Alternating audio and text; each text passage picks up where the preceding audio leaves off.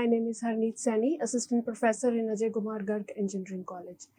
Today the topic of discussion is sets, which is the first part in the first unit of discrete maths.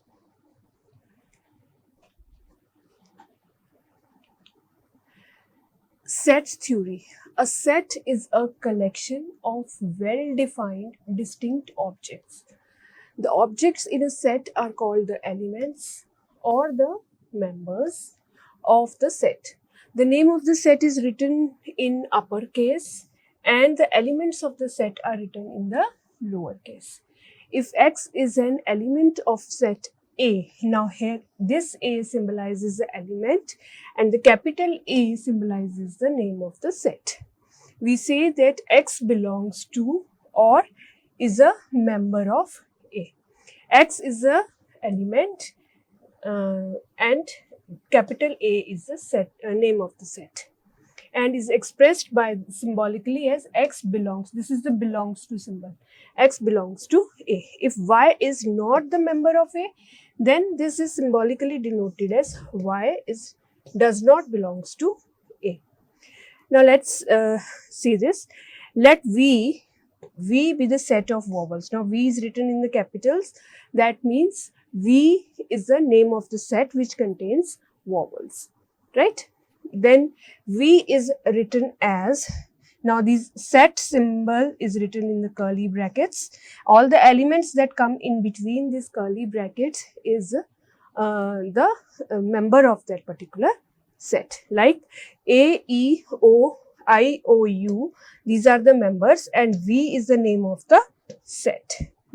The curly brackets denoting the beginning and the end. Now, let us suppose N is a set of natural numbers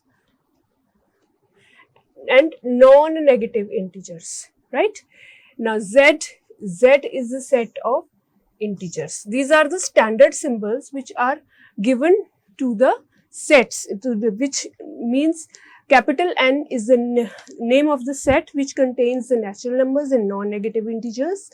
Z contains all the integers, maybe it is negative, maybe it is positive, and Z plus contains all the positive integers.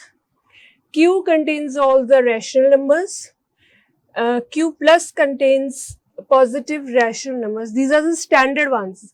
Their name will not change when we are doing some operations or doing some questions in DSTL. R means, if R is written, this is a set of real numbers. R plus is positive real numbers and C is the complex numbers, means those numbers which are having iota in that. Ways of describing the set. List of elements A. Now here you can say that A is a set which contains these elements 1, 2, 3, 4, 5, 6. Given a verbal description, we can say that A is a set of all integers from 1 to 6 inclusive. Inclusive means 1 and 6 are also included in that. Now, we can denote it with some mathematical rule also. Give a mathematical inclusion rule like A is X such that 1 is less than X, less than equal to X, and it is less than equal to 6, means X lies from 1 to 6, right? And 1 and 6 are also included in that. Roster method. In this form, all the members of the set are listed. These members are separated by commas and enclosed in curly braces. Like in this slide, we did it. We were writing this in the curly brackets and we are writing all the elements. This is the roster method, this is called, right? For example, the counting numbers 1 to 5 would be written as 1, 2, 3, 4, 5 and we have to put the curly brackets there. If we are not putting the curly brackets, then it is not a set. So, curly brackets are important and they only indicate that these numbers are there in them one particular set. Set builder form of a set. In this form, a set is defined by stating the properties which are satisfied by its elements. Here, the rule governing the membership of the set is stated. Like we did the second rule, here you can see this. These numbers can be written in this rule form also. Then this particular form is called set builder form, right? For example, A is a set of all positive integers and is written in set builder form as B is equal to X, such that X is an even positive integer. You can use this also, and you can use this pipeline sign also, right?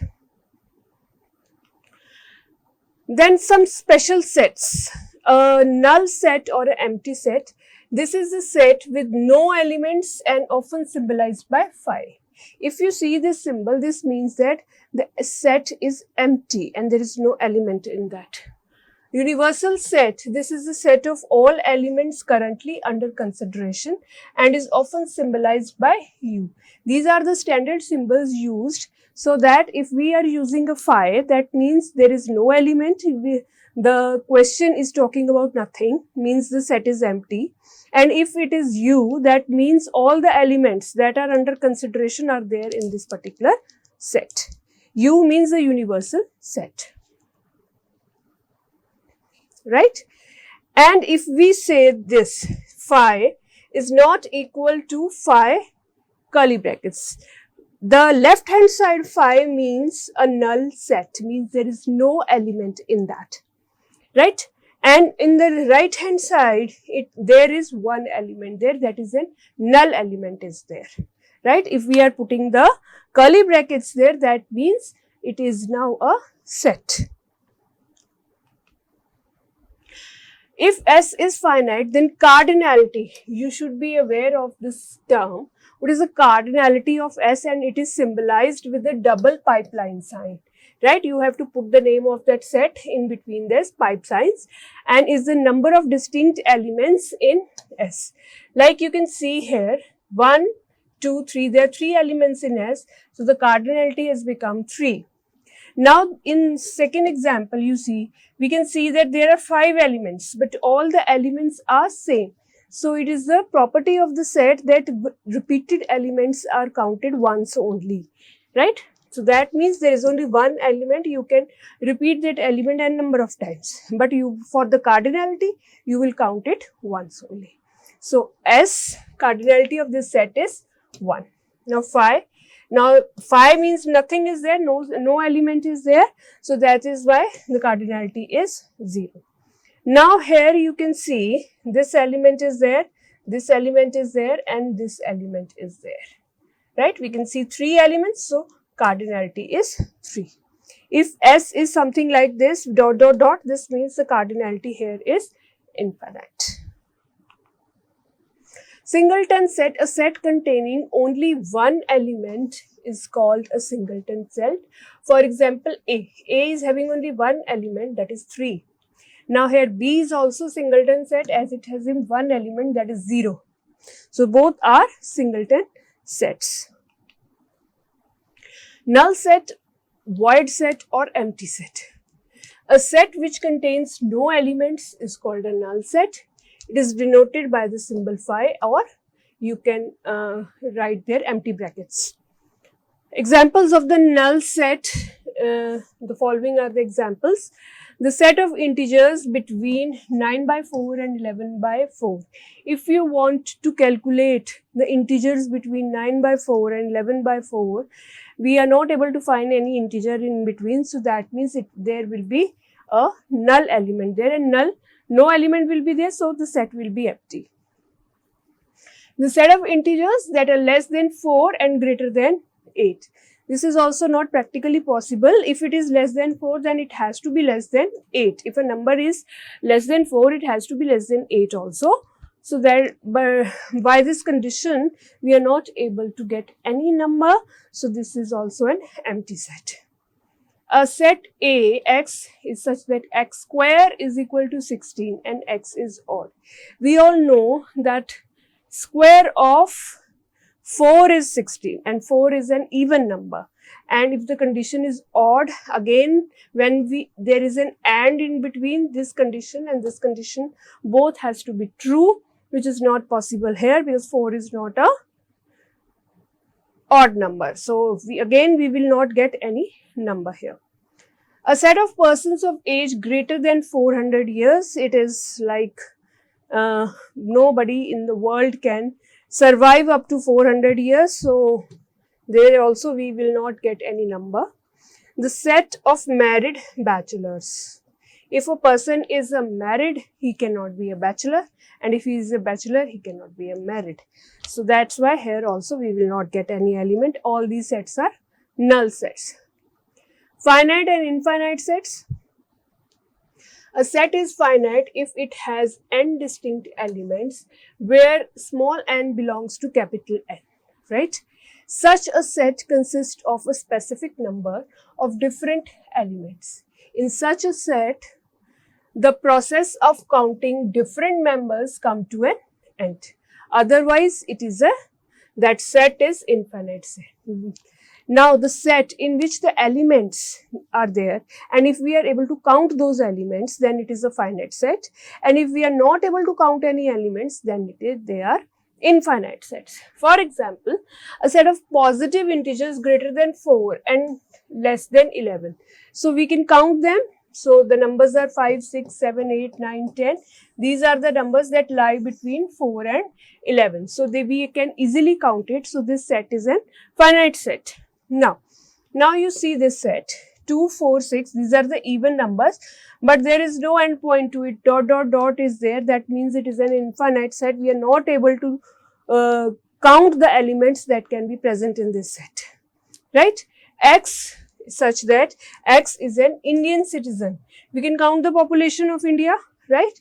The number of times there are things happening where the population of India is counted.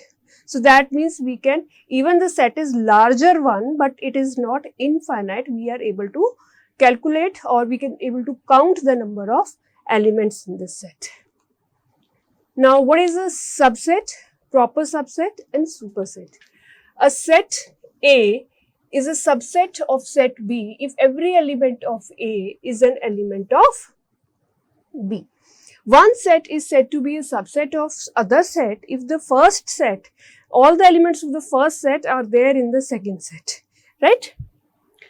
If A is a subset of B, then B contains the elements which are not in A, then it is a proper subset of B. Means there is no common element in both.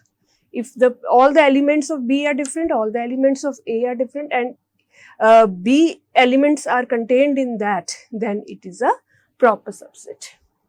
If A is subset of B, then B is said to be the superset of A. A relation is written as B superset of A, which reads B contains A or B is the superset of A. If A is not a subset of B, then it is written that A is not a subset of B, or B is not a superset of A. If A is a subset of B, the symbol we use is A is a subset of B. If A is a proper subset of B, we write A is a proper subset of B. If A is not the subset of B, we write A is not the subset of B. You should know the symbols which are being used in these subsets. Now we can see one example. Set A is containing 3 elements 1, 2, 3, and set B is containing 1, 2, 3, 4, 5, 6. Because each element of A is contained in B, we can say that A is a subset of B, right? We can write that A is a subset to designate relationship between A and B. We can also write the elements subset of the other elements. Again, one example of subset.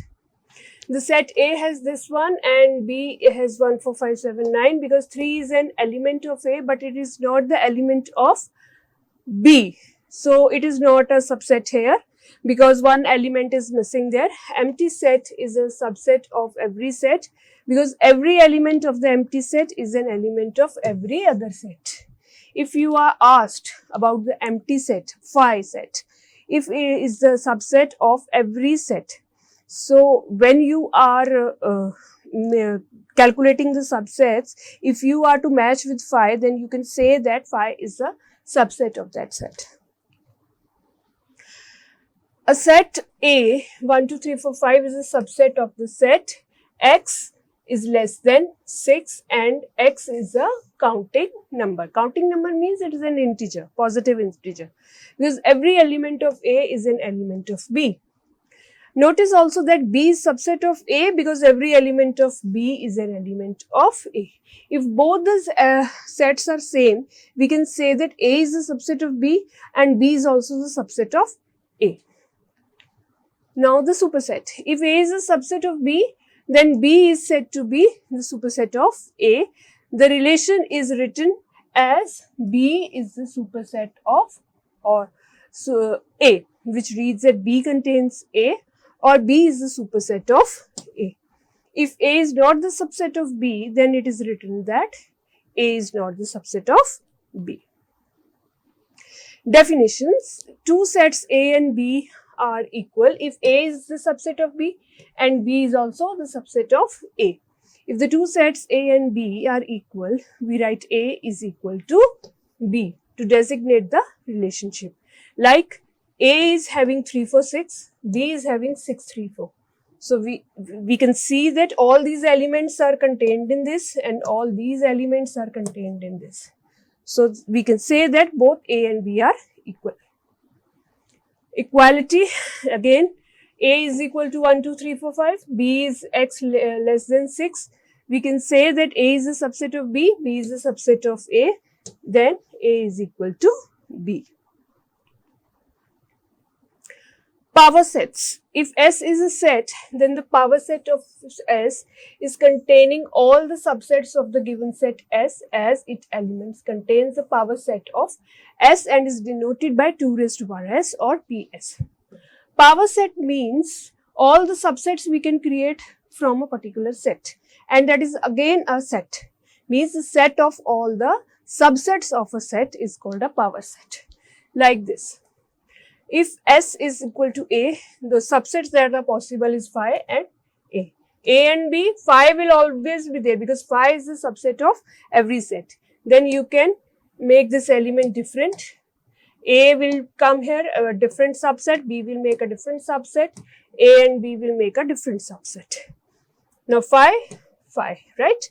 There are two elements here, we can create, if there are two elements, then the subset power set will have 2 raised to power the cardinality of that particular set, right? See here, effect, if S is finite, 2 raised to power S, S is the cardinality, right? Cardinality there, and if there are two elements in the set, 2 raised to power 2 will be the number of elements in the power set, right? Disjoint sets, if no element of A is a member of B and no element of B is a member of A, then A and B are said to be disjoint sets. In such a case, A and B will not have a single element common in them. Thank you very much.